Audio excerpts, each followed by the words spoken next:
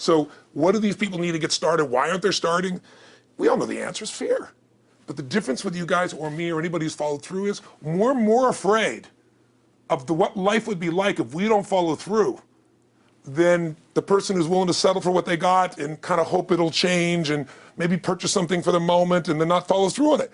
It's almost like people, overachievers, have a little more fear. They're a little more afraid of missing out. They're afraid of not being there, or they got a strong enough reason to follow through. So I'd say if you're looking at home, you want to give somebody some value, go, where do I start?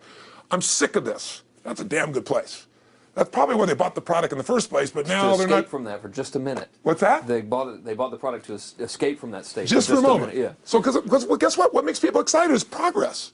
You don't have to be at the goal yet to feel alive again. You have to make progress. And the first step to progress is making a decision and buying the product. But then they don't do the second step, which is open the damn thing up. I think another powerful distinction that you're hitting on here is the fact that a lot of people that have breakthroughs in their lives, like including Frank and I both in different, success stories, situations, whatever you want to call them, is that, people typically hit rock bottom before that must is a reality. You're right. So in thinking of that, because a lot of things as well, like we hear in marketing, like if you had a gun to your head right now and you had to make money in the next, 48 hours, what would you do?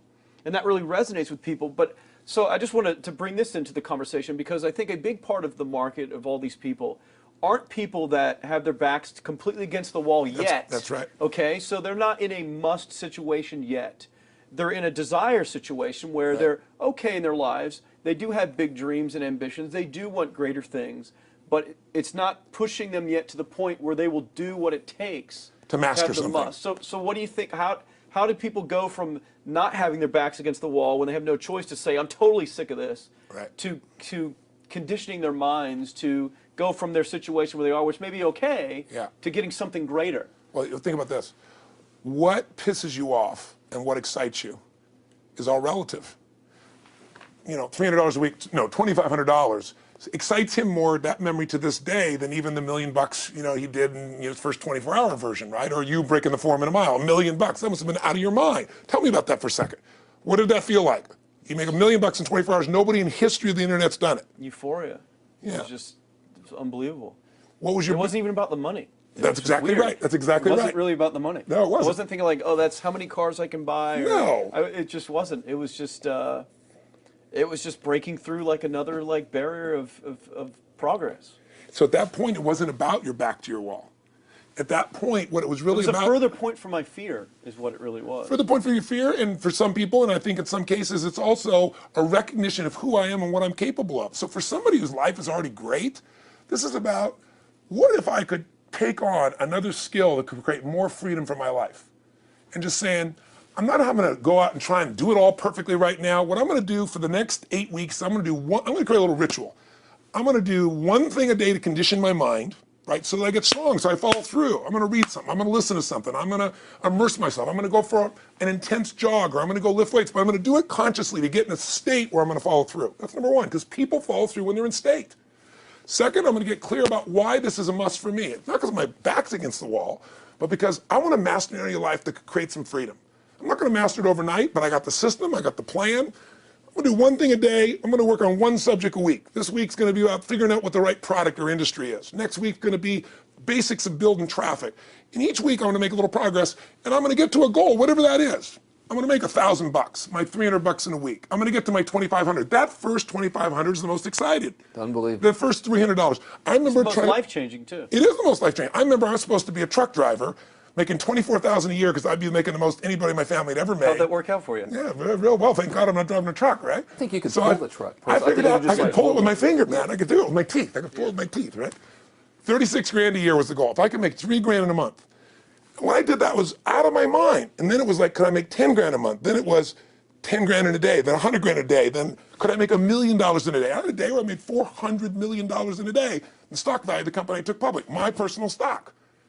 But it was probably after I did it, though, so it doesn't really count. I'm just joking with it. You're right. People don't remember who's first, Tony. 400 million, $1 million, it's all who cares? the Who same. cares? No, I'm not saying that's to brag. amazing, though. I'm not saying to brag. Of It's course. because they told me when I was on stage, I had this audience of about 15,000 people at the Continental Center. It was during a stretch break. I was doing what I loved, rocking the house. Everybody's going crazy. And they go, the stock's worth $400 million right now. I was like, wow, that's cool. It's like, Okay, I don't want to sound stupid. It's like, what's next? And I went right back to what I loved. Once you break through, then it just becomes a game. The people that are getting your products have not yet broken through in most cases. The breakthrough happens by conditioning your mind every day, by feeding it a role model or a story. It's putting yourself in a peak state where you follow through by getting physically strong. It's creating a little ritual of doing a little bit each day, and then you get momentum. But the most important thing of all is what we started out with. Why? Absolutely. Why is it a must for you? It doesn't have to be you're against the wall, but it has to be something you're hungry for, because the only difference in people is hunger. And if you're not hungry, get around people that are hungry and something will hit you. You watch a conversation, you get around people that are doing better, and all of a sudden you start going, my life sucks. I remember I went to a guy in LA. He's one of the most multi-billionaire guy, I'll never forget. And I lived in the Del Mar Castle, and I was really proud. That was like the symbol of me having taken myself from being poor to providing for my family this great place. It's built from castles in Europe overlooking the ocean, not far from you. And I went to this guy's house. He's a billionaire. He took me down to his wine cellar. I don't even drink wine. Went through this whole thing. At the end of the night, I was depressed. I lived in the Del Mar tenement, as far as I was concerned. I really was. I was like, I live in a crappy place, and all my standards changed. All of a sudden, I wasn't willing to settle for living that. All of a sudden, my back was to the wall in a different way, because as a man, I knew I was capable of more. So people can change their standard by getting around where it's better. People can change their standard by getting associated with what's true, like the bills they got to solve, the problems they got to do it. Or they can do it because they're excited, because it's something new they want to take on. Everyone's different, but they got to find the why, and they got to come up with some daily rituals to get them going, and just do a step at a time. That's where you get momentum. Awesome. That is awesome. So, think about it. What's the holy grail between somebody taking action or not? It's one word: certainty. When somebody is absolutely certain, the common word is believe, right? But you can believe at a general level, or you can believe what's certain. When you're absolutely certain that if I do this, it's going to get that result, and that result's going to change my life, you'll do it. When you think it absolutely is not going to work, you're never going to do it. The middle no man's land of maybe it'll work, maybe it won't, that's the piece that kills people, right? So if it's a must for you, you got to make it work, right? In our case, right? That's an example. If it's not a must for you and you're not sure, you don't know what to do. So years ago, I'd look around and say, okay, how do people get themselves to follow through that haven't been following through? What's the difference? And I started interviewing hundreds of people, literally, and eventually thousands, because I had thousands of my events. So I'd ask the group to give me their feedback. And I came up with this model. It's like the holy grail of belief, or the holy grail of momentum. It's like the difference between what makes the rich get richer and the poor get poor, right? And the difference we all know is mindset, but like, how's that built? So this is what I did. I created stupid little 4 little boxes, and I'll scribble it here for you. You think about the first thing that determines whether you can do something or not, and I put that in this first box at the top here on the left side, and it's potential. Like, what's the potential of a human being? Like, when you guys started, you proved something no one had done in history. You ran the 4-minute mile, right? For golly knows how many centuries, they're trying to run a 4-minute mile. Roger Bannister does it. How did he do it? Do you remember? You did it in this industry, right? You made $1 million in a day. No one had ever done that in history, right? After you did it, a bunch of other guys are doing it because it became possible. Roger Bannister didn't just go physically practice. He made a shift in his head. He practiced in his head because he could never achieve it physically, so he had a change in his head first so that the result became certain enough he believed it, and then his body got him through. After Roger Bannister ran that 4-minute mile, within 2 years, 37 people ran a 4-minute mile. Wow. When no one in history had ever done it. Now here's how it works. The potential for anybody getting your product is extraordinary. They could do what you've done as much, more or less. They can do whatever they want to do. The potential's there. The market's proven that. Whether or not they tap into that potential has a lot to do with what action they take, which is the question you came to me with, right? Like, God, they all have potential, but they're not taking action. And we all know that the action they take is going to determine the results they get. That's pretty obvious. So most people have a belief about what their real potential is no matter what you tell them. And that affects how much action they take. And of course that affects the result. And then ironically, that result reinforces their belief. And then that belief affects it. So I'll give you an example. Let's say a person has unlimited potential, we all agree. But they take little action, little results. Why? Because they have to start with a problem with their belief. They don't believe it's really going to happen for me. Maybe for Frank Kearns because he's got the cool hair and stuff, or maybe it's for you because you're so driven, but it's not me. Maybe Tony Robbins because he's a freak, got these big teeth. Whatever their thought process is, right? They got this thing, right? But what happens is, if you believe that there's very little potential, how much action are you going to take? Nothing, little. And when you take little potential with a little action, what kind of results do you get? lousy little results. And when you get little results, what does that do to your belief? You go, see, I told you this was a waste of time, told you this wouldn't work. And then what happens? You tap even less potential. You take even less action. You get even worse results, and your belief gets even weaker. And this sucker feeds on itself until you are in a downward spiral. It's poisonous. It's poisonous and it's self-fulfilling. Now, what if something could happen that could come along and fill you with a sense of absolute certainty? Not like I believe, but mean where you know. In you guys' case, mine as well, we knew because we had to. Because we burned the boats. There was no other option. We had to find a way. We weren't going to live that way. We all did it in different ways and for different reasons, but in essence, that was it. If you get yourself in a state of certainty that this is going to work, I'm going to find the way, and if this doesn't work, I will make the way, then you tap a lot more potential. And when you're certain in your potential, you take massive action. When you take massive action, you really believe in something, you get great results. When you get great results, your brain goes, see, I told you I was a stud. I told you this thing would work out. Now you're even stronger. You tap more potential, take greater action, greater results. That's how you went from $300 in a week to $2,500 in 5 days to $100,000 in a month to $1 million in a day. Same thing with you. And we get momentum. That's why the rich get richer and the poor get poorer. Now some people go out and they go, well, I'm going to take a bunch of action. All right, I'm going to open this product. I'm going to try it. And they'll say to you, I even did it.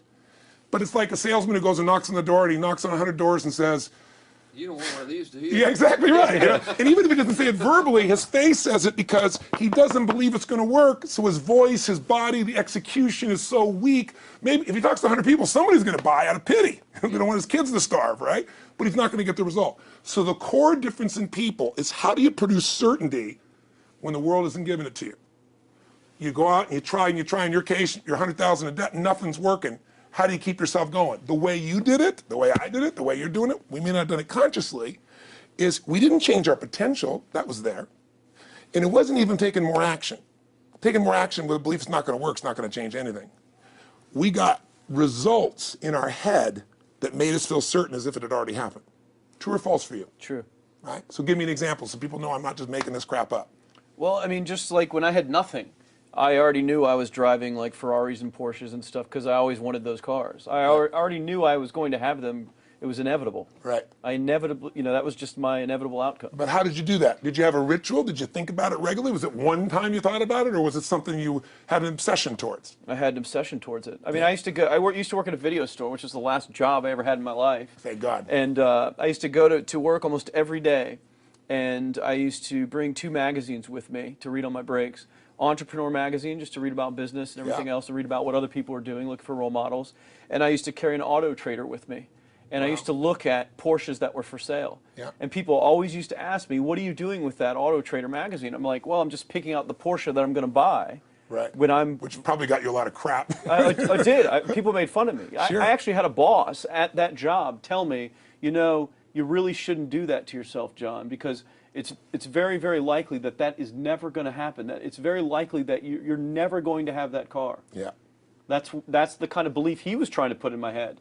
And I was like, no, you don't realize that it's inevitable that I will drive here sometime in the near future with that car when I'm not working for you and drop movies off for you to put back on the shelf. And that actually happened. And it was one of the most fulfilling days of my entire life. And the great thing was when I pulled up in this car, I was in my mid-20s. Yeah. A car that most mid-20s. What kind of car was it? It was a Porsche 911 Turbo. It was a convertible and everything. It was a beautiful car. It was what I always dreamed of having.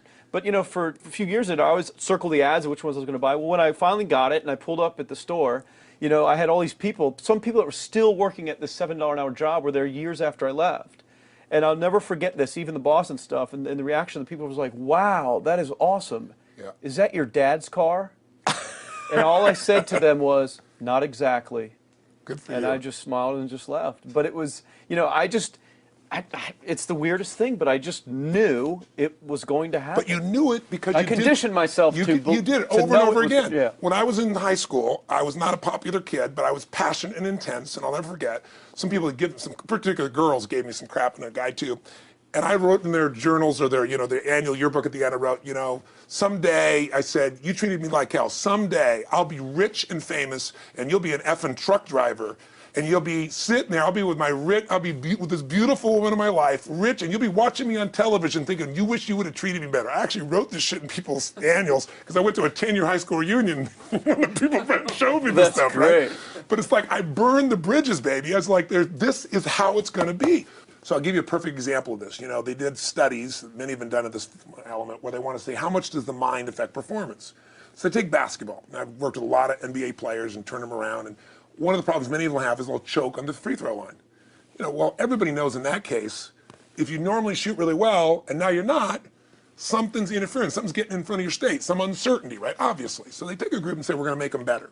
How do you make somebody better who has got this mental block? So they take a group of guys and they're going to do free throws, and they do one group where they just practice for 6 weeks. Totally intense practice, and I forget the number of free throws, but they got to do this many free throws every day. Take a second group and they have them not practice at all. Obvious. And they take a third group and they don't let them touch a basketball.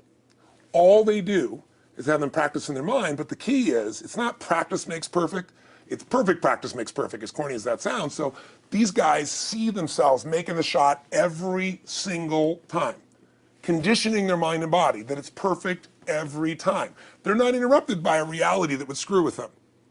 So at the end of 6 weeks, they tally it up, and now they give them a test to see who has the highest free throw percentage, success. What do you guess it's going to be? Well, the obvious person says, obviously, it's not the guys that didn't practice, but which one is it, the mind, or is it the ones that actually practice? I'm assuming the mind. Yeah, you would assume it because it's true. Right. You intuitively know the truth, that practicing's not enough. It's getting yourself so certain so many times that now when you go to do it, there's no hesitancy and you execute. It's having that absolute certainty that makes you tap your full potential, take massive action, get massive results, be reinforced to having stronger belief. This is what makes somebody a star at anything.